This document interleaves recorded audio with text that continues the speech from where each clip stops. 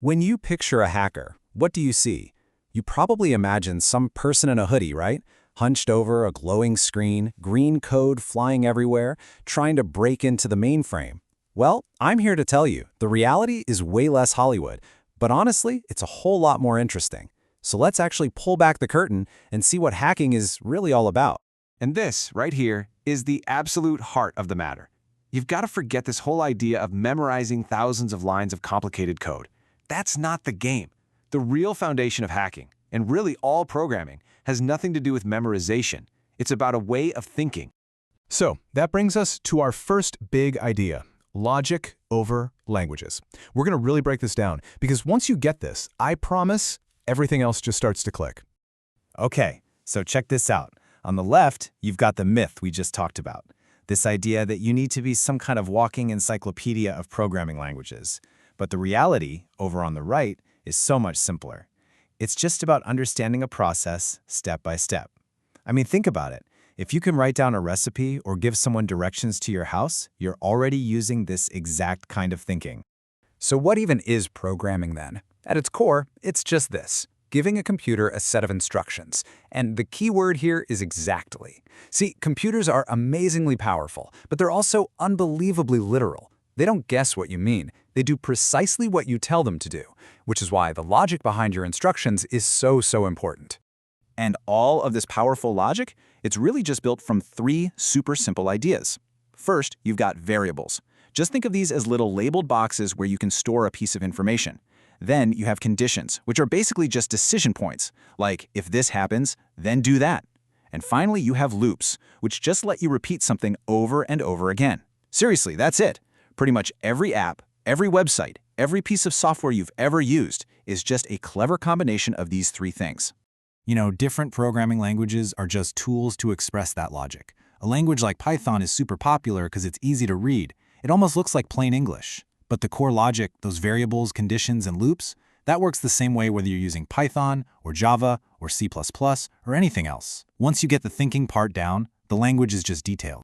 So here's the big takeaway from all this. This isn't about being a genius. It's not about being smart in some mystical way. It's about being logical. And you know what that means? It means it's a skill, not some superpower you're born with. And that means it's a skill that anyone, including you, can actually build. All right, so now that we've kind of reset how we think about the programming part, let's look at how that actually applies to hacking itself. And I'm telling you, this next part, it might be the biggest surprise of all. 90%. Just look at that number for a second. What do you think that represents in the world of hacking? The success rate? How complex the code is? Nope. It's actually the amount of time a hacker spends on one single activity. And that activity is watching. That's right. Hacking is not that frantic, chaotic mess of typing you see in the movies. It's really a game of patience. It's about reconnaissance, just quietly observing, listening, and understanding your target long before you even think about making a move. And this whole process of watching, it actually has a formal name, and it uses tools that you already have. So welcome to a hacker's favorite search engine, which is probably the same one you use every single day, just used a little differently. The official term for this is OSINT. It stands for Open Source Intelligence, and it's basically the art of digging up information from public sources. We're talking about websites, social media profiles, public records, news articles, anything and everything that's already out there for the world to see. And here's the most important part. This is all completely 100% legal. So one of the most basic but also most powerful OSINT tools is something called Google dorking.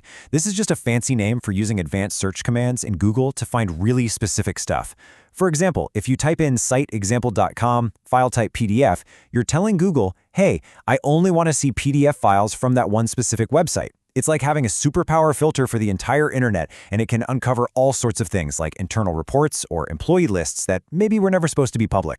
So, now that you know the theory, you get the mindset, and you get the main activity, let's move on to our last section.